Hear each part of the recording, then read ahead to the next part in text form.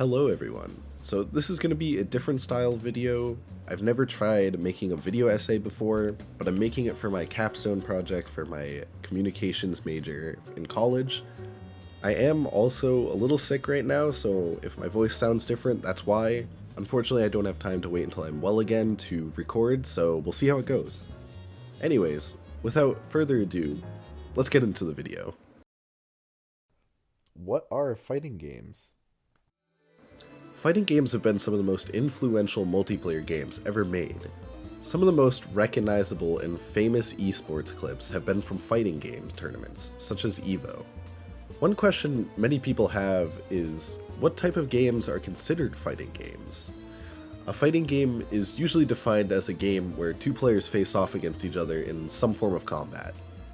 The first fighting game that comes to most people's minds are traditionally 2D plane fighters. This includes games such as Street Fighter and Smash Bros. These franchises have been running for decades, and most are still going strong today, with franchises such as Street Fighter approaching their 6th generation game, and Tekken reaching their 8th installment. The excitement of competing in fighting games goes all the way back to the prominence of arcades. People gather around and watch two people duke it out. Why do people play fighting games? This fascination leads into another question. Why do people play fighting games? Some play fighting games for reasons that span both competitive and casual purposes. Some people play just because they want to have fun with their friends, seeing what kind of cool things they can do. Sometimes people see footage of a fighting game and just want to mash buttons and see what kind of crazy things their character will do. Casual players are very important to a game's life because while they may start off as casual players, they can grow into more serious players and increase the popularity of the game. The more competitive side of fighting game players may seek victory enough to practice and get better at the game. While casual players usually don't have a mindset other than have fun, competitive players can have a wide range of different mindsets, ranging from winning to just doing better than they did last time. Most people fall into the second category, where the idea of self-improvement is the most appealing. And if they win on the way, that's just a cherry on top. For some though, it's not about winning. The idea of overcoming a particular mix-up that they've been struggling with is incredibly satisfying, and it makes a player feel as if they have made significant progress towards their goal of becoming better. I feel like the mindset that most people fall into is this mindset: self-improvement. In my personal experience, I felt somewhat unsatisfied with the games I was playing. What I realized was I was missing a challenge. Since I began challenging myself, not only have I been enjoying games much more than I used to, but I also see my determination and skill improving as well. Having a mindset of striving to improve is important in getting better at the game, but it does present some challenges. Overcoming negativity. Negativity is something that is present in all gaming circles in one way or another. Most of the time, negativity in competitive games is referred to as someone being tilted. The term tilted means that whoever is being referred to by the term is upset or tilted off of having a positive mindset. I wanted to talk about tilt first because it's a natural reaction that, if overcome, can lead to greater and more meaningful growth. Being able to take a step back and just breathe can do wonders for clearing your mind and overcoming your struggles. The biggest thing to remember when getting upset is that it's just a game, and having off days is perfectly normal and okay. This is especially important to remember in tournaments, as the stakes are much higher than the average friendly match. In tournaments, you have less time to adapt to your opponent's playstyle, so not getting tilted is essential in overcoming challenges. The community. The fighting game community, or FGC, has some of the most supportive and encouraging people in any community that I've ever seen. There are certain notorious communities known for toxicity of their players, with most of the communities falling into the multiplayer online battle arena, or MOBA, genre. However, people are extremely helpful in providing new players with assistance and information. Experienced fighting game players do everything from talking to new players about their challenges directly, to making websites compiling data on every character's moves, strengths, and weaknesses, with the most well-known website being dustloop.com. Building these good habits and having these discussions is vital to improving, and learning from people who are better than you does not only make you a better opponent, but it also makes you much more likely to become friends. You may ask, Devin, how'd you get into this community? Well, it started in my junior year of college. Up until then, I had only played Smash Bros, and even then, I hadn't competed in any official tournament or even any of my college's local Smash tournaments. One of my friends ended up pushing me into playing in one of these Smash tournaments, and I got absolutely stomped, but it was a new and exciting experience.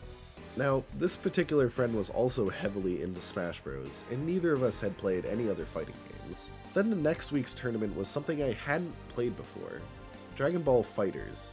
Despite not having played before, I decided to enter as well as get my friend to enter. This is because I like Dragon Ball as a series, and I thought most other people didn't have much experience with this game, so it would be the perfect environment to get into fighting games. Long story short, about a year later, I now have a large group of friends, and I've tried and played a large variety of fighting games that I never would have found on my own. Even more surprisingly, last weekend my friends and I competed in a college crew battle at Boston Blue Beat, one of the bigger local tournament scenes. Which, that was really cool. We fought in an exhibition match before all the tournaments began, and we were all up on the big screen, and it was just our two Worcester State groups just duking it out on the big screen, and it was a really, really cool experience, and I'm glad to have been a part of that. But, like any community, being a part of the FGC is such a great shared experience, and I have made really good friends and had a lot of fun along the way. Your character and you. Another aspect of fighting games I wanted to touch on is the content, more specifically the characters. The music and visuals in these games are some of the most impressive and stylistic of majority of the games that I've played. For example, I listen to the Guilty Gear Strive soundtrack multiple times a week. The music is just so full of energy, and knowing that the songs are tied to characters really gives you like an idea of the character. Another one I'd like to kind of give a little shout out to is Under Night Inbirth.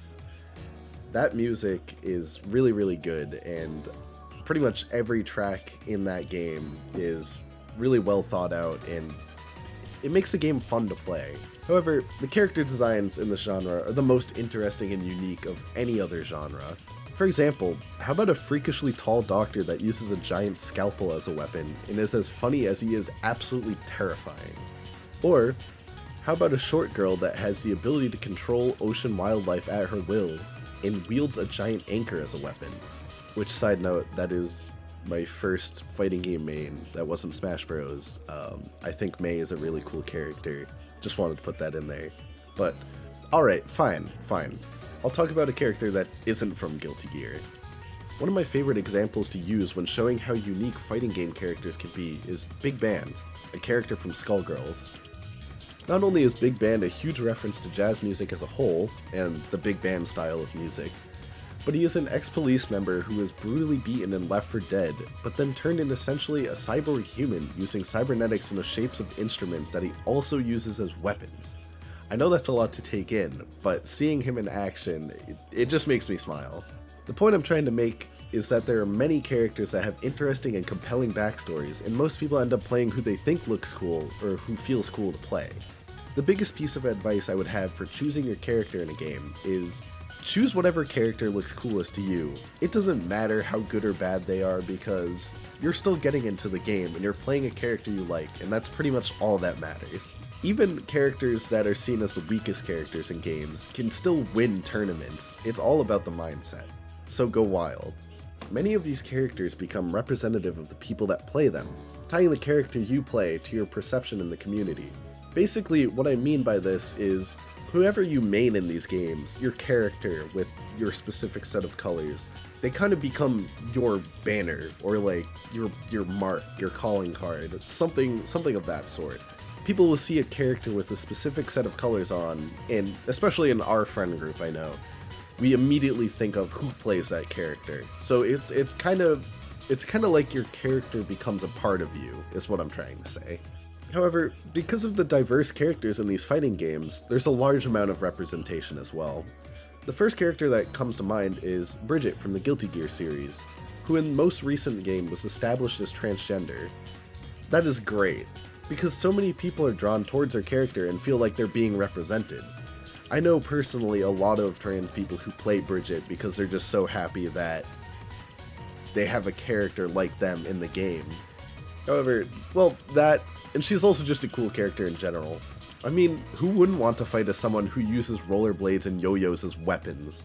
This shows that characters are important in helping their players want to improve. How fighting games affect your life outside of fighting games.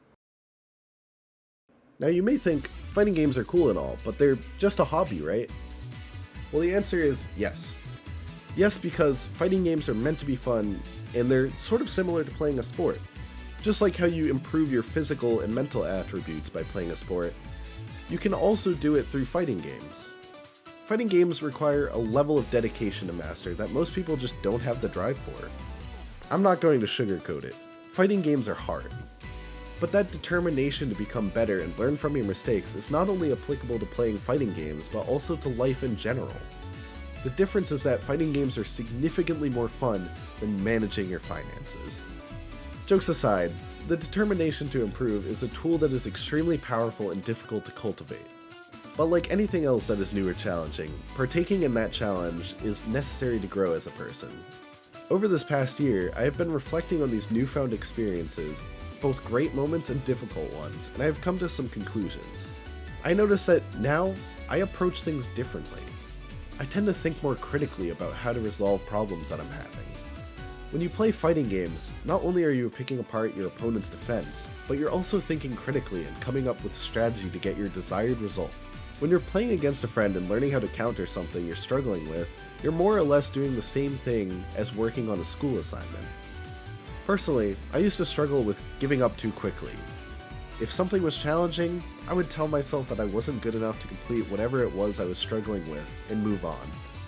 One example I'd like to use is the game Elden Ring. Now, the Dark Souls genre is a really difficult genre of games.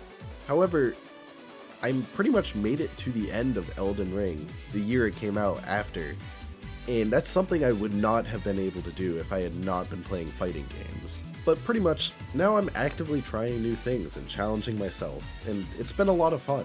Just like the rest of life, once you climb that mountain and overcome that challenge, the reward is like nothing else. Not just rivals, but friends. Now, I mentioned before that I made a lot of friends in this community, a lot of them being my closest friends at my college. Now, I'm not talking about the community as a whole here, but more specifically the people you meet as you play these games and engage with the scene. Much like any other sport, you meet a lot of new people, with some becoming rivals, some becoming friends, or even both. As a competitor, you end up seeing a lot of the same people and forming bonds that go beyond just the tournaments. For example, once my college league picked up some traction with many of us becoming interested in learning these fighting games, suddenly I had a whole group of new friends. Fast forward a year later and I hang out with these people a lot and they're some of my closest friends. Getting back on topic, new friends aren't just new friends, but also people to train with to improve. I can't count the number of times I've asked my friends for help with a barrier that I wanted to overcome, and every single time they gave me advice to help me become a better player. Unfortunately, however, I still approach a lot in the air. I'm sorry, Brendan, it's just a habit that I'm struggling breaking. Overall though, joining the fighting game scene is a really good way to make new friends, much like joining any other hobby is a great way to make friends. Major esports and professional esports. When most people think of professional esports, they tend to think of huge leagues for games such as League of Legends and a variety of other first-person shooters. However, similar leagues exist for fighting games. Many professional fighting game players make a lot of money from winning large tournaments such as EVO. For example, according to esportsearnings.com, Sonic Fox, known for his Mortal Kombat and Skullgirls skills, has won around $708,185 total. The climb up the ladder to playing and competing in invite-only majors is difficult, but anyone can make it there with the right mindset. Conclusion. Overall, I think that fighting games are a unique and interesting genre of video games, as well as esports. There's a lot of value to be found in fighting games, with that value being different for each player. Some just want to have fun, and others want to improve and challenge themselves to be the best they can. Whichever category you fall into, fighting games are worth a try. Get out there and give it your all.